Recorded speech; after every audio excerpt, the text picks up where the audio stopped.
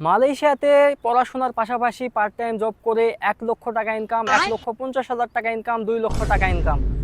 Living course ছাড়াও আপনার tuition fee পরিশোধ করেও আপনি বাসাতে বাংলাদেশে হাজার হাজার টাকা পাঠাতে পারবেন। থাকবে আপনার নিজস্ব গাড়ি, নিজস্ব বাড়ি। এইসব চটকদার বিজ্ঞাপন দেখে যারা মালয়েশিয়াতে পড়াশোনার প্রিপারেশন নিচ্ছেন কিংবা ইন ফিউচার মালয়েশিয়াতে পড়াশোনার চিন্তা ভাবনা করতেছেন, আজকের ভিডিওটি তাদের জন্য। जरा सबर करो बोला धक्का बुक्की नहीं करने का। আজকের ভিডিওটিতে আমি দেখানোর চেষ্টা করব মালয়েশিয়াতে পার্ট টাইম জব আর আসল বাস্তবতা কি, পার্ট টাইম জব কি আসলে করা যায়, আর পার্ট টাইম জব করলে আপনার পুলিশে কি কি ঝামেলা হতে পারে, এবং যারা পার্ট টাইম জব করে তারা কিভাবে পার্ট টাইম জব ম্যানেজ করে। ইভেন আজকের এই ভিডিওটিতে আপনাদেরকে আমি প্র্যাকটিক্যালি দেখানোর চেষ্টা করব পার্ট টাইম জব কিভাবে ম্যানেজ করতে হয়, এবং আমিও চেষ্টা করব একটি পার্ট টাইম জব ম্যানেজ করার। তাই পুরো ভিডিওটি জুড়ে সাথে থাকবেন, এবং আপনি যদি আমার চ্যানেলে নতুন হয়ে থাকেন তাহলে স্টাডি অ্যাব্রোড রিলেটেড ভিডিও পেতে অবশ্যই আমার চ্যানেলটি সাবস্ক্রাইব করে দিয়ে রাখবেন। প্রথমেই আসি মালয়েশিয়ান ল। মালয়েশিয়ান ইমিগ্রেশন ডিপার্টমেন্টের ল অনুযায়ী আপনি মালয়েশিয়াতে স্টুডেন্ট ভিসা থাকা অবস্থায় কোনোভাবেই জব করতে পারবেন না। অর্থাৎ মালয়েশিয়াতে স্টুডেন্ট অবস্থায় জব ইল্লিগাল। আপনি যদি মালয়েশিয়াতে স্টুডেন্ট থাকা অবস্থায় জব করেন এবং পুলিশ বা ইমিগ্রেশন ডিপার্টমেন্টের হাতে আটক হন, তাহলে আপনাকে মালয়েশিয়া ছেড়ে চলে যেতে হবে, এবং মালয়েশিয়ান গভর্নমেন্ট এবং ইমিগ্রেশন ডিপার্টমেন্ট আপনার ভিসাটি ক্যান্সেল করে দিবে, এবং পরিশেষে আপনার বিচার হওয়ার পর মালয়েশিয়া থেকে আপনাকে বাংলাদেশে পাঠিয়ে দেওয়া হবে, এবং কোনো কোনো ক্ষেত্রে আপনার জেল বা জরিমানা পর্যন্ত হতে পারে। এইভাবে হাজার হাজার স্টুডেন্টের জীবনও নষ্ট হয়ে গেছে, পড়াশোনা তারা চালাইতে পারেনি। এবং ইভেন আমাদের একটা বড় ভাই ছিল, সেও আমাদের পড়াশোনা করতে করতে ইমিগ্রেশন ডিপার্টমেন্টের হাতে আটক হয়ে বর্তমান বাংলাদেশে। সুতরাং মালয়েশিয়ান ইমিগ্রেশন ল অনুযায়ী আপনি কোনোভাবে মালয়েশিয়াতে স্টুডেন্ট ভিসায় থাকা অবস্থায় জব করতে পারবেন না, অর্থাৎ পুরোপুরিভাবে জব ইল্লিগ্যাল। এখন আসি যারা জব করে তারা আসলে কোথায় জব করে। মালয়েশিয়াতে যেসব স্টুডেন্টরা জব করে তারা সাধারণত, আমার পেছনে এই পাশে দেখতে পাচ্ছেন একটি রেস্টুরেন্ট, তারা এসব রেস্টুরেন্টে জব করে। আর পাশাপাশি দেখতে পাচ্ছেন এই পাশে বিভিন্ন ধরনের শপ এবং বিভিন্ন ধরনের ছোট ছোট চাইনিজ রেস্টুরেন্ট, এই রেস্টুরেন্টগুলোতে জব করে থাকে। এবং পাশাপাশি স্টুডেন্টরা সাধারণত, আমার পেছনে দেখতে পাচ্ছেন একটি হোটেল, এই হোটেলেও জব করে থাকে। এসব হোটেলগুলোতে সাধারণত ফ্রন্ট ডেস্ক থেকে শুরু করে হাউসকিপিং পর্যন্ত বিভিন্ন সেক্টরে স্টুডেন্টরা জব করে থাকে। এখন আসি আপনারা কোথায় জব করবেন এবং কোথায় জব করবেন না। এখন যদিও মালয়েশিয়াতে জব ইল্লিগ্যাল, তারপরে বিভিন্ন স্টুডেন্টরা জব করে থাকে। যেহেতু তারা স্টুডেন্টরা জব করে থাকে, সেহেতু জবগুলো কোথায় করবেন এবং কোথায় একদমই করবেন না, এই বিষয়টি ব্রেকডাউন করার চেষ্টা করব। সাধারণত স্টুডেন্ট হিসাবে আপনার একদমই করা উচিত নয় বিভিন্ন ধরনের বার, ক্লাব কিংবা নাইট ক্লাব। কারণ বার, ক্লাব, নাইট ক্লাবগুলোর বেশিরভাগগুলোর রেজিস্ট্রেশন থাকে না, বা মালয়েশিয়া মুসলিম কান্ট্রির দেশ হওয়ায় আপনি কোনোভাবে এগুলোতে জব করার চিন্তা ভাবনাও করবেন না। কারণ বেশিরভাগ ক্ষেত্রে ইমিগ্রেশন রেট হয় বিভিন্ন ধরনের বার, ক্লাব, রেস্টুরেন্ট, বলতে যেসব রেস্টুরেন্টে বা যেসব নাইট ক্লাবে সীসা জাতীয় বা সীসা বার রয়েছে, বা যেসবগুলোতে অ্যালকোহল বিক্রি হয়, মদ বিক্রি হয়, এসব বার, ক্লাব থেকে আপনার একদম দূরে থাকবেন এবং কোনোভাবে এগুলোতে জব করবেন না, কারণ এগুলোতে বেশিরভাগ ক্ষেত্রে ইমিগ্রেশন রেট দেয়। পাশাপাশি আমার পেছনে যে রেস্টুরেন্টটি দেখতে পাচ্ছেন, এটি হলো একটি ইন্ডিয়ান মামাক রেস্টুরেন্ট। আপনারা সাধারণত মালয়েশিয়াতে জব খুঁজলে ইন্ডিয়ান মামাক রেস্টুরেন্টে স্টুডেন্টদের খুব কম পরিমাণে জব অপরচুনিটি দিয়ে থাকে, কিন্তু যাদেরকে জব অপরচুনিটি দিয়ে থাকে তাদের স্যালারি হয়ে থাকে অনেক অনেক কম। অন্যান্য সেক্টরে, হোটেল সেক্টর বা বিভিন্ন রেস্টুরেন্ট সেক্টরে যেখানে জব স্যালারি হয় 10 রিঙ্গিত থেকে শুরু করে 15 রিঙ্গিত পর্যন্ত, যা বাংলাদেশি টাকায় 300 টাকা থেকে শুরু করে 600 টাকা পর্যন্ত প্রতি ঘন্টায়, সেক্ষেত্রে এসব ইন্ডিয়ান রেস্টুরেন্টগুলো আপনাকে দেবে সাধারণত 4 রিঙ্গিত থেকে 5 রিঙ্গিত, অর্থাৎ বাংলাদেশি টাকায় 120 টাকা থেকে সর্বোচ্চ 150 টাকা প্রতি ঘন্টায়, অর্থাৎ আপনার স্যালারি হয়ে যাবে অর্ধেক। क्या बात है सर, क्या बात है सर। আর পাশাপাশি এসবের পরিবেশ এবং সব কিছু মিলিয়ে আমি বলতে পারি ইন্ডিয়ান মামাক রেস্টুরেন্টগুলো আসলে জব করার মতো উপযোগী না। আর যারা জব করেও এসব ক্ষেত্রে পুলিশের ঝামেলা বেশি থাকে, আবার বেশিরভাগ ক্ষেত্রে এমন হয়, 80% কেস এমন হয় যে এসব রেস্টুরেন্টগুলোতে সাধারণত স্টুডেন্টকে জব দেয় না। এখন আসি সাধারণত স্টুডেন্টরা জব কিভাবে খোঁজে। আমি এই পাশে যতগুলো রেস্টুরেন্ট রয়েছে, এই পাশে যতগুলো শপ রয়েছে, আমি এই সবগুলো থেকে আমি একটি জব খোঁজার চেষ্টা করব এবং আপনাদেরকে দেখানোর চেষ্টা করব সাধারণত স্টুডেন্টরা কিভাবে জব খোঁজে, এবং তারা কিভাবে জব প্রপোজাল দেয় এবং কিভাবে জব ম্যানেজ হয়। আমি জানি না আমি জব পাবো কি না, তবে আমি চেষ্টা করব যেখানে যেখানে হায়ারিং লেখা এবং কিভাবে আসলে একটি জব খুঁজে পাওয়া যায়, আমি ট্রাই করব যেন একটি জব খোঁজার, যেন আপনারা রিয়েল লাইফ একটি হিস্ট্রি দেখতে পারেন।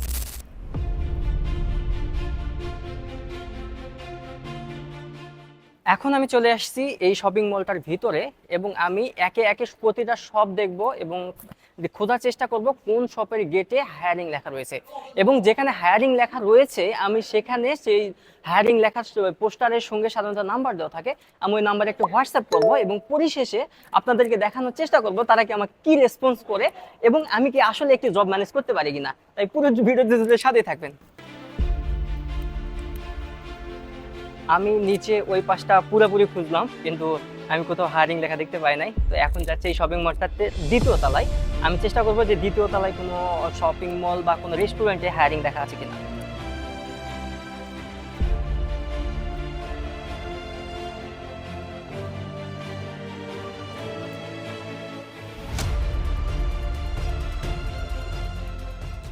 ইউ সি, অ্যাকচুয়ালি এখানে লেখা রয়েছে we are hiring service crew and kitchen crew. So আমি এখন কি করব, আমি এই নাম্বারটাতে একটা হোয়াটসঅ্যাপ করব। সো আমি ওদের নাম্বারটাকে উঠিয়ে নেব, উঠিয়ে নিয়ে ওদেরকে আমি হোয়াটসঅ্যাপ করব এবং পরিশেষে দেখব যে ওই হোয়াটসঅ্যাপে কি রিপ্লাই আসে সেটিও আপনাদেরকে দেখাবো। আমি এই শপিং মলটার দ্বিতীয় তলা ঘুরতে ঘুরতে ওই পাশে একটা পেলাম হায়ারিং, এই পাশে রয়েছে আরেকটা হায়ারিং এবং এখানে লেখা রয়েছে ফুল টাইম স্টাফ এবং পার্ট টাইম স্টাফ। যেহেতু আমি একজন স্টুডেন্ট সুতরাং আমি চেষ্টা করব পার্ট টাইম স্টাফ হিসাবে অ্যাপ্লিকেশন করার।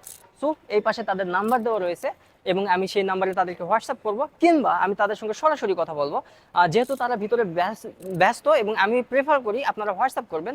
হোয়াটসঅ্যাপ করলে এটা আমার কাছে সবচেয়ে বেটার ওয়ে মনে হয়। সো আমি তাদেরকে হোয়াটসঅ্যাপ করব।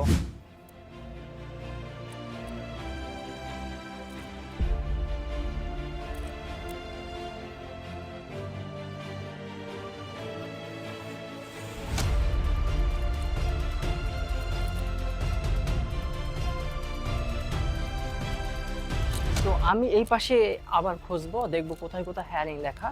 তো অ্যাট লাস্ট আপনারা চেষ্টা করবেন একদিন বের হলে 15 থেকে 20টা হায়ারিং লিফলেটের আপনারা ছবি তুলে নিয়ে যাবেন এবং রাত্রে বাসায় বসে একদম মনোযোগ সহকারে আপনারা সে প্রতিটা যে আপনার হায়ারিং পোস্টার বা লিফলেটের যে নাম্বারটা রয়েছে প্রতিটা নাম্বারে আপনারা সুন্দর করে মেসেজ লিখবেন যে আমি আপনার শপের সামনে এই হায়ারিং পোস্টারটা দেখছি এবং আমি একটি জব খুঁজতেছি, আপনাদের যদি ভ্যাকান্স ফাঁকা থাকে কাইন্ডলি আমাকে জানান। সো আপনারা এইভাবে ছবি তুলতে থাকবেন, আমার মতো ঘুরবেন, হায়ারিং দেখবেন আর ছবি তুলবেন।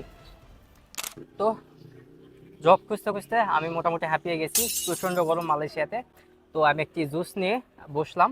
তো এখন আমি যেটা বলতে চাচ্ছি সেটি হলো আমি টোটাল আজকে 60টা লিফলেট কালেক্ট করছি এবং 60টা লিফলেটের আমি ছবি তুলে নিয়ে আসছি যেখানে লেখা রয়েছে হায়ারিং। সো আমি এখন এক এক করে যেসব লিফলেটের যে নাম্বারগুলো রয়েছে নাম্বারগুলো টাইপ করব আমার হোয়াটসঅ্যাপে এবং সকলকে মেসেজ করব। আমি প্রেফার করি হোয়াটসঅ্যাপ করার জন্য, কেননা কারণ যেসব শপগুলো রয়েছে এখানে, এসব শপে যেসব কর্মচারীগুলো কাজ করে তাদের একটা বস রয়েছে। সাধারণত এখানে যারা হায়ারিং লেখা থাকে আপনি যদি ভিতরে সরাসরি কথা বলেন তাহলে সেসব ওয়ার্কারদের সঙ্গে কথা বলতে হবে বা স্টাফদের সঙ্গে কথা বলতে হবে, কিন্তু স্টাফরা কোনোভাবেই একজন আপনাকে হায়ার করতে পারে না। সো আপনি যখন মেসেজ করবেন তখন ডিরেক্ট সেই শপ বা সেই রেস্টুরেন্টের বস যে রয়েছে বা দায়িত্বরত যে রয়েছে বা ম্যানেজারের কাছে সেই মেসেজটা পৌঁছাবে। সো আমি প্রেফার করি আপনারা অবশ্যই মেসেজ করবেন হোয়াটসঅ্যাপে। সো হোয়াটসঅ্যাপে মেসেজ করলে যদি ফাঁকা থাকে অবশ্যই তারা আপনাকে রেসপন্স করবে। সো আপনারা এইভাবেই মালয়েশিয়াতে জব খুঁজতে পারেন। আর আমার যতটুকু আমি জানি এবং যেভাবে আমি জব সাধারণত খুঁজি এবং আমার বন্ধুরা যেভাবে জব খোঁজে আমি এটি দেখানোর চেষ্টা করলাম।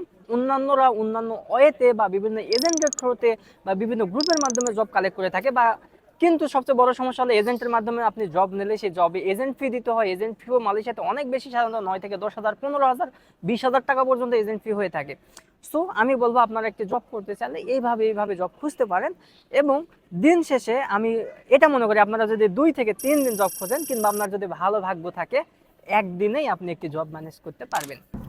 তো এখন আসি, আপনারা যদি মালয়েশিয়াতে জব করেন তাহলে আপনাদের টোটাল কত টাকা আর্নিংস হবে আর আপনারা এই আর্নিংস থেকে কি নিজের টিউশন ফি দিতে পারবেন কিনা বা লিভিং এক্সপেন্স আপনারা বহন করতে পারবেন কিনা এটি বোঝানোর চেষ্টা করব।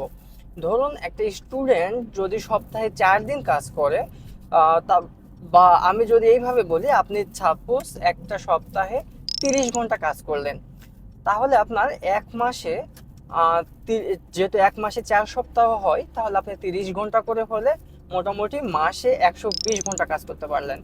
তো মালয়েশিয়াতে সাধারণত স্টুডেন্টরা যেসব জব করে এগুলোর স্যালারি হয় 8 রিঙ্গিত থেকে 10 রিঙ্গিত প্রতি ঘন্টায়। তো আমি ধরে নিলাম, তো আপনি প্রতি ঘন্টায় 10 রিঙ্গিতের একটি জব করেন এবং হলো আপনি টোটাল জব করেছেন 120 ঘন্টা এক মাসে, তাহলে আপনার আর্নিংস হবে মোটামুটি 1000 থেকে 1200 রিঙ্গিত। তো আমি যেহেতু দীর্ঘদিন থেকে মালয়েশিয়াতে থাকি, তো আমার প্রতি মাসে মোটামুটি 800 850, কোনো মাসে 1000 রিঙ্গিত খরচ হয়। সাপোজ আমার লিভিং কস্ট, আমার বাসা ভাড়া, থাকা খাওয়া সব কিছু মিলিয়ে, আমার ট্রান্সপোর্টেশন, তো সব মিলিয়ে আমার খরচ হয় মোটামুটি দেখা যায় 850 থেকে 1000 রিঙ্গিত। তো আমি বলবো কি, আপনারা দিন শেষে আপনারা যদি মালয়েশিয়াতে জব করেন, তবে কোনো রকম আপনারা আপনাদের যে বাসা ভাড়া এটা দিতে পারবেন, পাশাপাশি আপনাদের যে এক কথায় লিভিং কস্টটা আপনারা দিতে পারবেন, কিন্তু কোনোভাবেই যে আপনারা টিউশন ফি পুরোপুরি দিয়ে ফেলবেন এই ধরনের কোনো কিছু হবে না। আর আরেকটা কথা মনে রাখবেন যে মালয়েশিয়াতে জব এত অ্যাভেলেবেল না এবং জব ইললিগ্যাল। আপনারা কোনোভাবেই যে ভেবে নেবেন না আমি গেলে একটা জব পাবো। তো আপনারা মোটামুটি মনে করবেন যে 3 থেকে 6 মাস আপনার ফ্যামিলি ব্যাকআপে চলতে হবে এবং আপনার যে টিউশন ফি এটা পুরোপুরি আপনার ফ্যামিলির কাছ থেকে নিতে হবে। এই ধরনের যে মনোভাব হইলে তবেই মালয়েশিয়াতে আসবেন। তাই ভালো থাকবেন, সুস্থ থাকবেন। এবং পরিশেষে আমি আবারও বলছি এবং আবারও হাইলাইট করছি, মালয়েশিয়াতে জব করা পুরোপুরি ইললিগাল। আবারও হাইলাইট করছি, মালয়েশিয়াতে জব করা পুরোপুরি ইললিগাল। আপনারা জব করতে গিয়ে যদি আপনারা কোনো ধরনের প্রবলেমের সম্মুখীন হন কিংবা ইমিগ্রেশন ডিপার্টমেন্ট কর্তৃক আউট অফ হন কিংবা পুলিশি ঝামেলায় পড়েন, তাহলে অবশ্যই পুলিশ আপনাকে অ্যারেস্ট করবে এবং হলো আপনাকে দেশে পাঠিয়ে দেবে। এবং এই জাতীয় কোনো ধরনের সমস্যায় পড়লে আমি কোনোভাবে দায়ী নয়। डिप्रेशन मैं डिप्रेशन में रहता हूँ हमेशा। আমি মোহিত, আমি দেখানোর চেষ্টা করলাম সাধারণত যারা জব করে তারা কিভাবে জব ম্যানেজ করে। যদিও আমি জব করি না, তাই আপনাদেরকে জব করতে নিরুৎসাহিত করছি। ভালো থাকবেন, সুস্থ থাকবেন এবং আমার জন্য দোয়া করবেন যেন আপনাদের জন্য ভালো ভালো ভিডিও আবার মেক করতে পারি। Bye bye.